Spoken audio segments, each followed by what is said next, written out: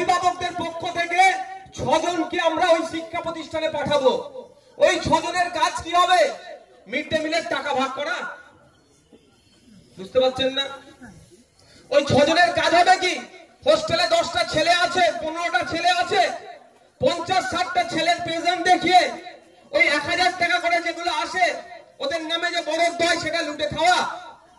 ওই 6 জনের কাজ কি হবে? যে সম্পত্তিগুলো আপনার আমার পূর্বপুরুষেরা মাদ্রাসার নামে উৎসর্গ করেছিল ধর্মীয় ব্যাপারে, তারা ধর্মীয় চেতনা থেকে যেই মাদ্রাসায় ছেলে মেয়েরা পড়বে, আমি পুকুর দিচ্ছি, আমি জমি দিচ্ছি, আমি শ্রম দিচ্ছি, যেগুলো উৎসর্গ করে গিয়েছিল সেই পুকুর অন্যজন করে কামবে খাবে আর আমাকে কিছু টাকা দেবে। সেই জন্যই 6 জনকে পাঠানো না। কে বলছিল একটা জমি না কি হয়েছে এই আত্মসাৎ করবে, সেই জন্য তো পাঠানো নয়। আমরা অভিভাবকদের পক্ষ থেকে 6 জনকে পাঠাবো। কেন আমাদের 6 জনকে পাঠাবার কারণ হচ্ছে এই 6 জন গিয়ে শিক্ষার পরিকাঠামো পরিবর্তনের গুরুত্বপূর্ণ ভূমিকা রাখবে।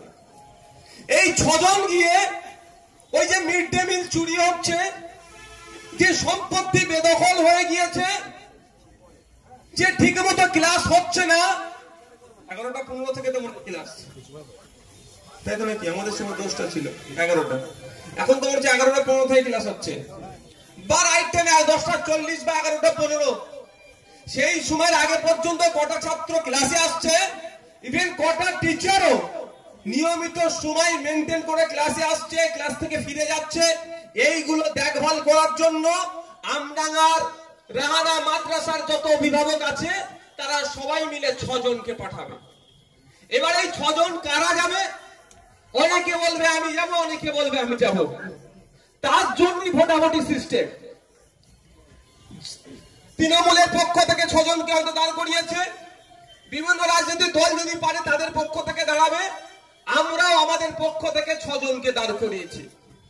আপনারা যদি চান আমাদের এই 6 জন গেলে শিক্ষার পরিকাঠামো ফিরে আসবে, বিগত দিনের ন্যায় আমার এলাকার যে সমস্ত মহিলারা, বাচ্চারা, শিশুরা শিক্ষা প্রতিষ্ঠানে যেত, উপযুক্ত শিক্ষা গ্রহণ করে সমাজের বিভিন্ন জায়গায় ছড়িয়ে পড়েছে, তারা মাথা তুলে আজকে কেউ চাকরি করছে, বিভিন্ন সেক্টরে তারা প্রতিষ্ঠিত হয়েছে।